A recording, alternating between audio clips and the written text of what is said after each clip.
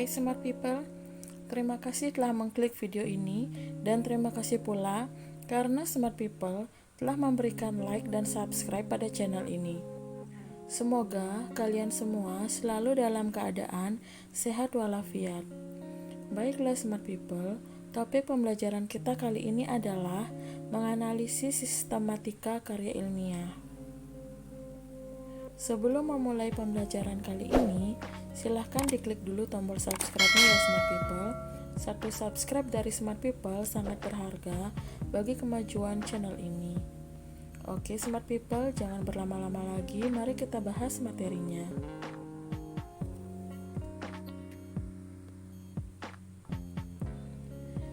Baiklah Smart People, kita tentu sudah mengetahui bahwa pembuatan naskah yang baik tergantung pada kerangka karangan.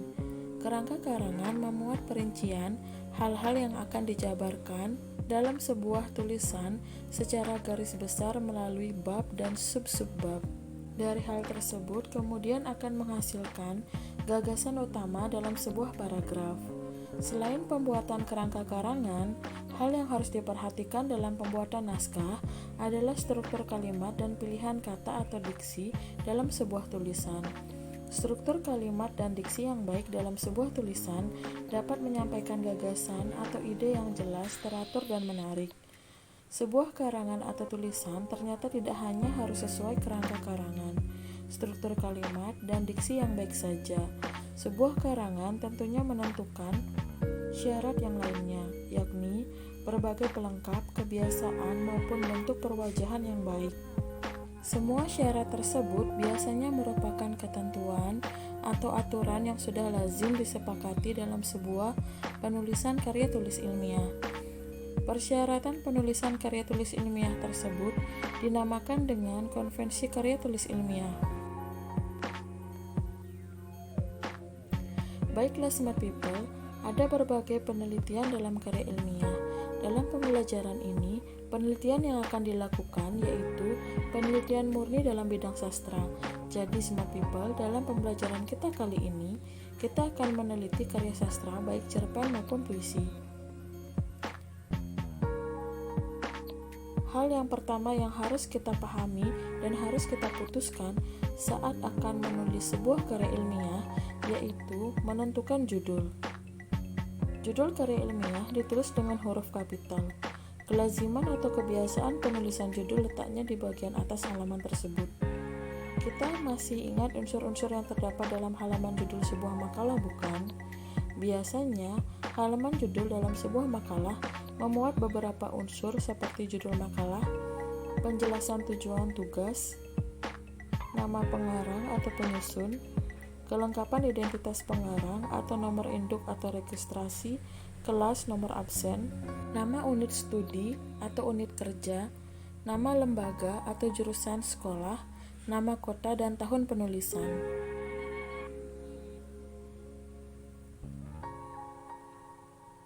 Bab 1. Pendahuluan.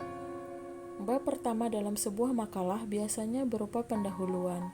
Sebuah pendahuluan disimpan pada bab awal yang bertujuan untuk menarik perhatian pembaca, memusatkan perhatian pembaca terhadap masalah yang dibicarakan, dan menunjukkan dasar yang sebenarnya dari uraian itu. Oleh karena itu, sebuah pendahuluan biasanya terdiri atas beberapa unsur seperti latar belakang, rumusan masalah, tujuan penulisan, landasan teori, dan metode pembahasan. Inti dari sebuah pendahuluan adalah mengantarkan pembaca kepada hal yang dibahas dalam tulisan tersebut.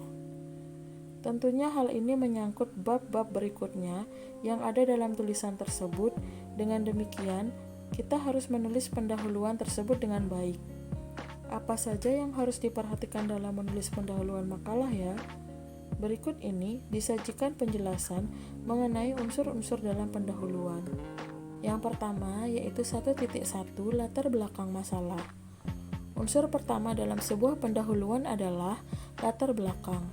Unsur ini biasanya menyajikan pemahaman kepada pembaca mengenai penyebab munculnya tulisan kita secara rinci. Secara rinci, latar belakang dalam sebuah pendahuluan berisi hal-hal sebagai berikut. Yang pertama, yaitu arah penalaran yang jelas, sehingga permasalahan atau pertanyaan yang muncul akan dideskripsikan jawabannya pada bab berikutnya. Kemudian, jawaban atas pertanyaan tersebut akan terlihat dalam bab simpulan. Arah penalaran yang digunakan bisa deduktif, sebab akibat, atau induktif. Kita dapat memilih sesuai dengan topik yang dibahas. Yang kedua, yaitu fungsi praktis hasil analisis. Biasanya, sebuah makalah bertujuan untuk memberi sebuah masukan atau acuan pengetahuan bagi generasi yang akan datang. Hal ini tentu saja disesuaikan dengan topik-topik yang akan dibahas dalam makalah yang telah ditentukan. Yang ketiga, yaitu pengetahuan tentang studi kepustakaan.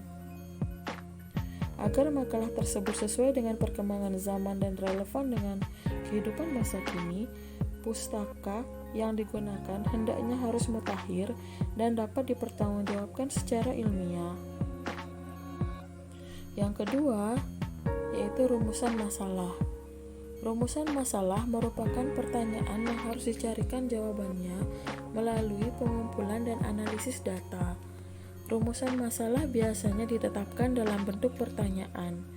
Sebaiknya rumusan pertanyaan menggunakan pertanyaan yang menuntut adanya analisis yang relevan, bukan cukup dijawab dengan kata iya atau tidak. Oleh karena itu, hindarilah pertanyaan yang dimulai dengan kata apa. Gunakanlah kata tanya bagaimana dan mengapa.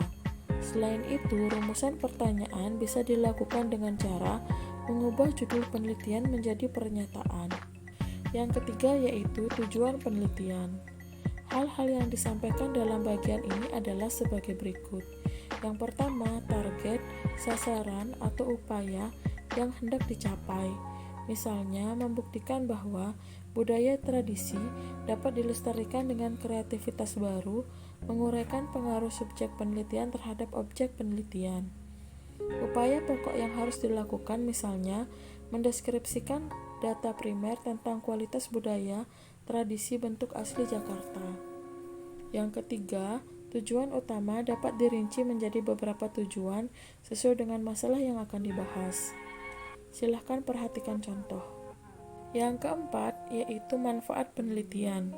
Manfaat penelitian terdiri dari dua jenis. Kedua jenis manfaat penelitian inilah yang perlu kita cantumkan dalam karya ilmiah kita. Yang pertama, manfaat teoritis. Manfaat teoritis atau akademis merupakan manfaat penelitian bagi pengembangan ilmu, sehingga manfaat teoritis ini dapat mengembangkan ilmu yang diteliti dari segi teoritis. Teori yang digunakan tentu berdasarkan peneliti atau penulis sebelumnya. Manfaat teoritis ini berfungsi untuk menjelaskan apabila teori yang digunakan masih relevan untuk penelitian penulis, relevan secara umum, atau tidak sama sekali.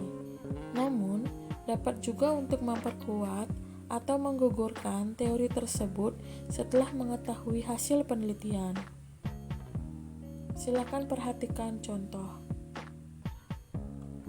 Yang kedua, yaitu manfaat praktis. Penelitian dilakukan karena ada masalah yang ingin diselesaikan atau dipecahkan. Manfaat praktis menjelaskan manfaat yang berguna untuk memecahkan masalah tersebut secara praktis. Tujuan manfaat praktis ini juga dapat diarahkan untuk lebih dari satu subjek.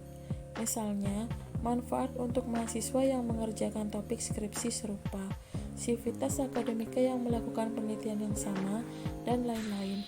Subjek ini disesuaikan dengan penelitian peneliti. Silahkan cermati contoh lain dari manfaat praktis. Selanjutnya yang kelima, yaitu ruang lingkup masalah.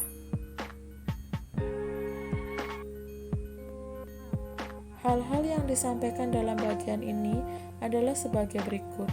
Yang pertama, pembatasan masalah yang akan dibahas.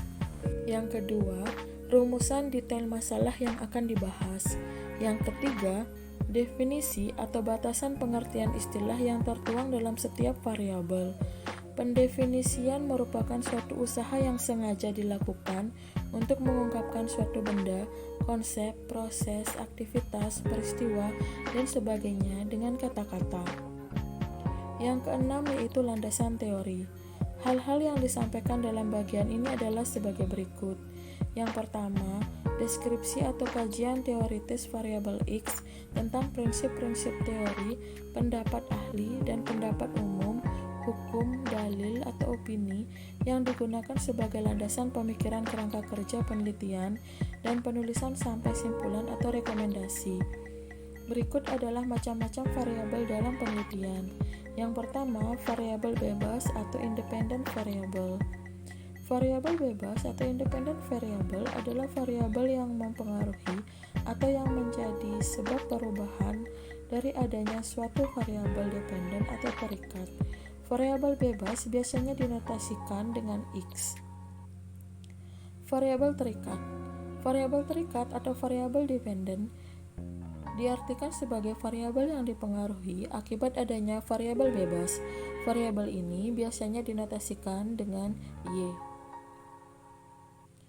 Yang kedua yaitu penjelasan hubungan teori dengan kerangka berpikir dan mengembangkan konsep penulisan penalaran atau alasan menggunakan teori tersebut.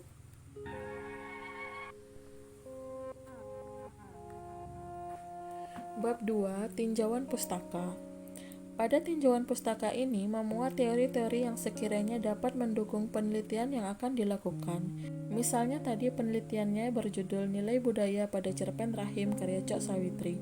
Maka teori yang diperlukan adalah, silahkan perhatikan contoh.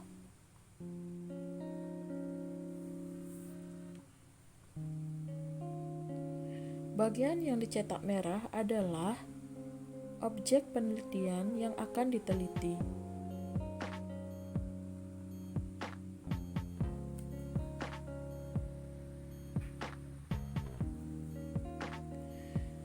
Bab 3 yaitu metode penelitian.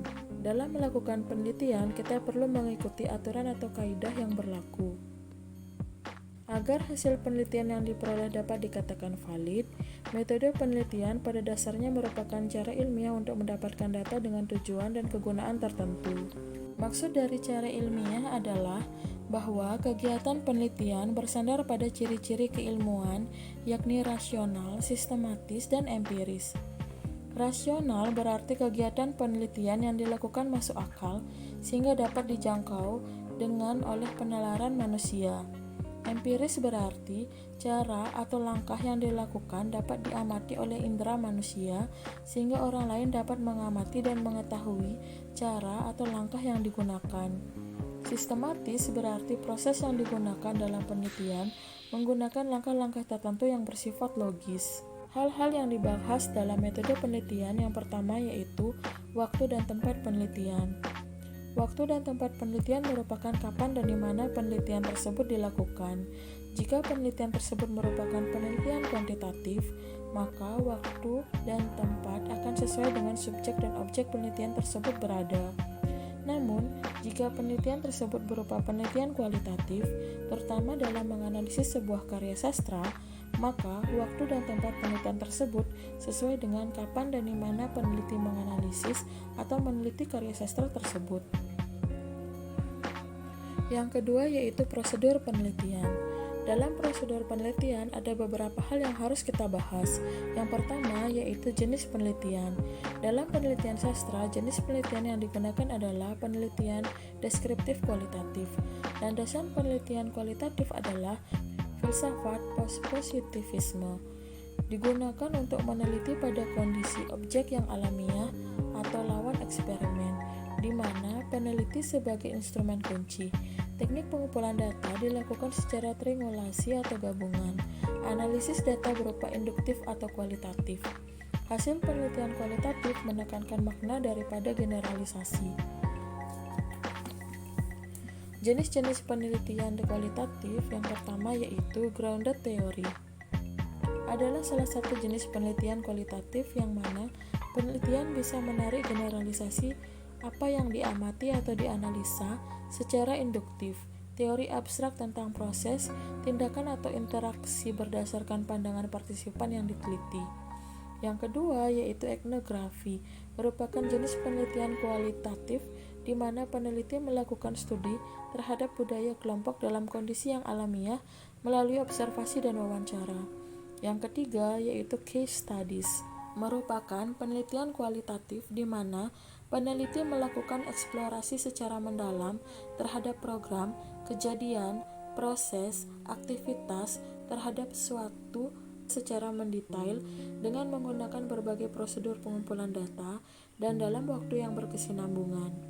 Yang keempat yaitu narrative research, merupakan penelitian kualitatif di mana peneliti melakukan studi terhadap satu orang individu atau lebih untuk mendapatkan data tentang sejarah perjalanan dalam kehidupannya. Data tersebut selanjutnya oleh peneliti disusun menjadi laporan naratif kronologis. Yang kedua yang harus kita bahas yaitu populasi, sampel, subjek penelitian, dan objek penelitian. Populasi adalah jumlah keseluruhan dari satu satuan atau individu-individu yang karakteristiknya hendak diteliti. Dalam penelitian kualitatif tidak menggunakan istilah populasi, tetapi social situation atau situasi sosial, yaitu kesinambungan antara tempat atau place, pelaku atau actors, dan aktivitas atau activity yang berinteraksi secara sinergis. Pada situasi sosial, peneliti dapat mengganti secara mendalam aktivitas atau activity orang-orang atau actors yang ada pada tempat atau place tertentu. Yang kedua yaitu sampel, adalah sebagian dari populasi yang karakteristiknya hendak diteliti. Yang ketiga yaitu subjek penelitian, merupakan hal penting yang harus ditata dan ditentukan sejak awal penelitian. Mengapa penting? Sebab dengan mengetahui subjeknya, peneliti dapat mengetahui apa atau siapa yang akan memberikan peneliti data dan informasi. Dalam penelitian sastra, subjek penelitian bisa berupa novel, cerpen, puisi, film, dan pengarang karya sastra tersebut. Yang keempat yaitu objek penelitian. Objek penelitian adalah suatu gambaran sasaran ilmiah yang akan dijelaskan untuk mendapatkan informasi dan data dengan tujuan dan kegunaan tertentu. Dalam penelitian sastra, objek penelitian sastra adalah pokok atau topik penelitian sastra. Yang selanjutnya yang akan kita bahas yaitu sumber dan jenis data. Sumber data yang dimaksud dalam penelitian adalah subjek dari mana data tersebut dapat diperoleh dan memiliki informasi kejelasan tentang bagaimana mengambil data tersebut dan bagaimana data tersebut diolah.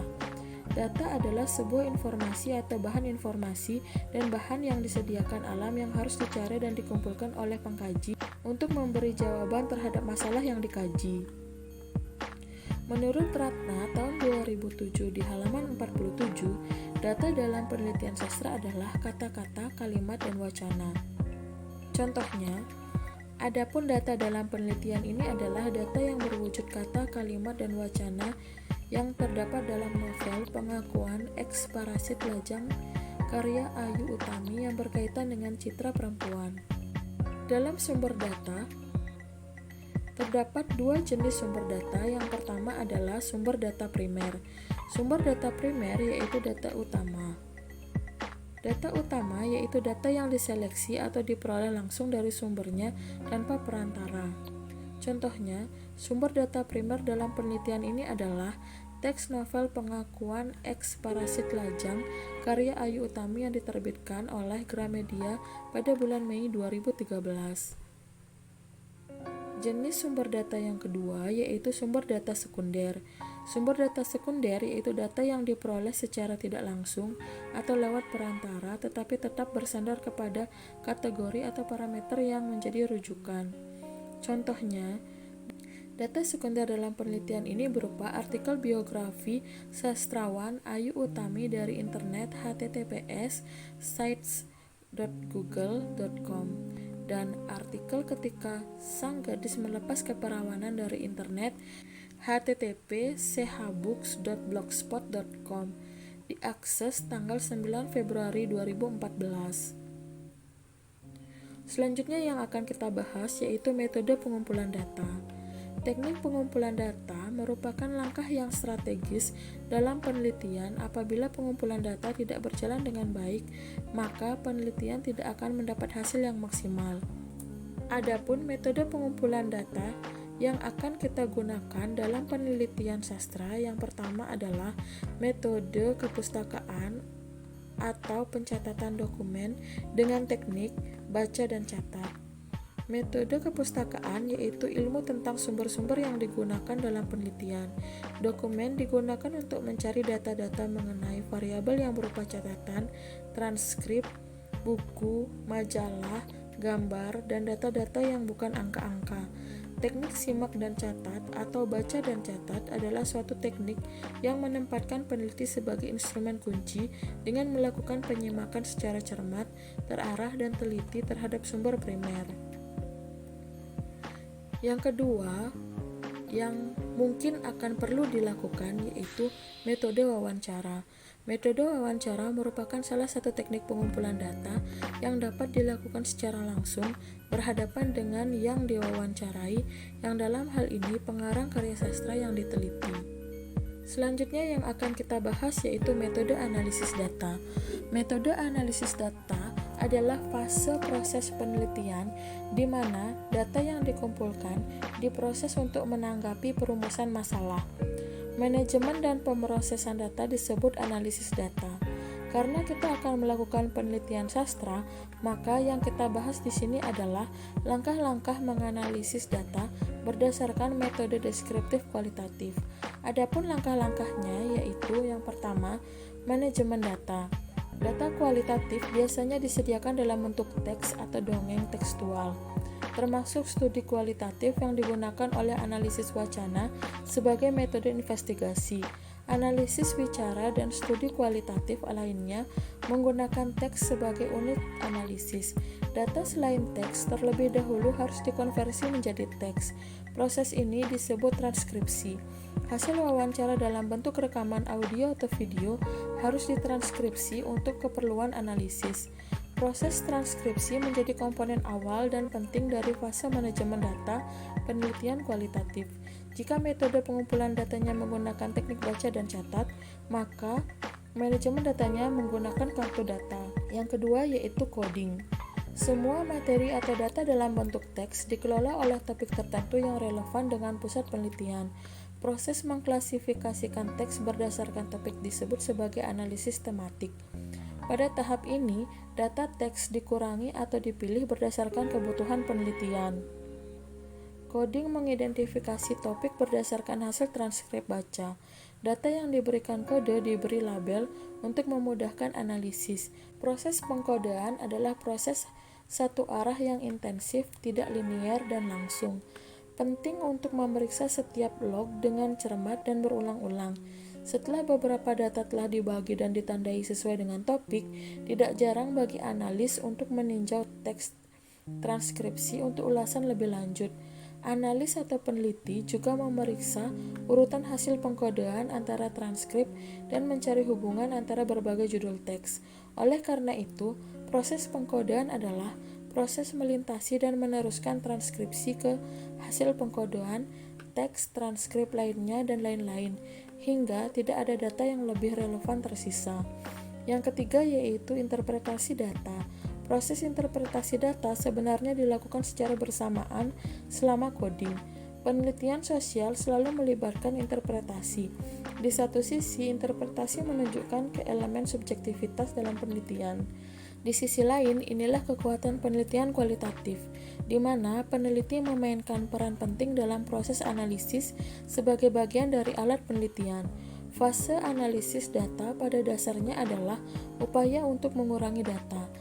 Data harus dikurangi karena para peneliti tidak dapat memproses semua informasi yang dikumpulkan. Reduksi data adalah proses penting untuk memahami data untuk tujuan penelitian secara rasional, kritis, dan instrumental. Dalam penelitian kualitatif, reduksi data mengarah pada narasi tematik atau pengelompokan deskripsi dalam laporan penelitian. Bab 4 adalah pembahasan. Hal yang dibahas dalam pembahasan yang pertama adalah hasil dari analisis rumusan masalah pertama. Semua hasil analisis yang telah didapatkan melalui metode analisis data dipaparkan dalam bentuk paragraf eksposisi dan deskripsi untuk menjawab pertanyaan dalam rumusan masalah pertama pada sebuah penelitian. Kemudian, yang kedua yang harus dibahas pada pembahasan yaitu hasil dari analisis rumusan masalah kedua. Semua hasil analisis yang telah didapatkan melalui analisis data dipaparkan dalam bentuk paragraf eksposisi dan deskripsi untuk menjawab pertanyaan dalam rumusan masalah kedua pada sebuah penelitian. Yang kelima dan bab terakhir yaitu bab penutup. Bab penutup ini terdiri dari simpulan dan saran. Subbab simpulan berisi kesimpulan yang dapat diambil dari pemaparan yang telah dilakukan pada bab pembahasan, yaitu mengenai hasil analisis dari rumusan masalah pertama dan hasil analisis dari rumusan masalah yang kedua. Subbab selanjutnya yaitu saran. Subbab saran berisi saran dari peneliti kepada peneliti lain yang ingin melakukan penelitian sejenis dan dapat juga saran dari peneliti terhadap pembaca karya ilmiah ini. Yang terakhir, di luar bab 5, yaitu daftar pustaka. Daftar pustaka merupakan referensi yang telah digunakan oleh peneliti dalam penyusunan karya ilmiah ini. Baiklah Smart People, itu tadi pembelajaran kita kali ini. Semoga video ini dapat membantu Smart People dalam memahami sistematika teks karya ilmiah. Jangan lupa like, subscribe, dan share sebanyak-banyaknya video ini. Bye-bye.